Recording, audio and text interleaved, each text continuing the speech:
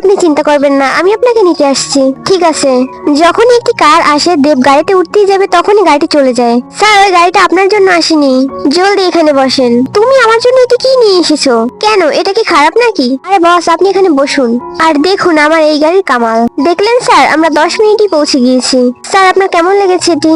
অনেক ভালো। আমি তোমাকে এটার জন্য গিফট দিতে চাই। তোমার প্রমোশন ক্যান্সেল। আমার তো কপালটাই খারাপ, প্রমোশনটা আমার হাত থেকে চলে গেল। শোনো বাচ্চা, আমার কাছে তোমার চিন্তার সলিউশন রয়েছে। এই যে এটা নাও, এটা ব্যবহার করলে তোমার সাথে সবকিছু ভালো হবে।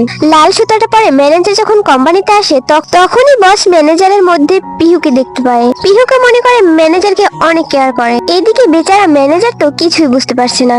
আরে বসের কি হয়েছে? আরে পিহু তো ঘুমিয়ে গিয়েছে। দেব গিয়ে পিহুকে ওর জ্যাকেটটি পরিয়ে দেয়। বস, আপনি এসব কি করছেন? আপনার কি মাথা খারাপ হয়ে গিয়েছে? আপনি এটা আমাকে কি দিয়েছেন? বস আমার সাথে এত ভালো ব্যবহার কেন করছে? এটা তোমার বসকে দিও, তাহলে আর তোমার সাথে এরকম করবে না। এই নিন বস, এটা আপনার জন্য। আরে বাহ, পিহু তো আমাকে গিফট দিয়েছে, আমি এটি যত্ন করে রেখে দেবো।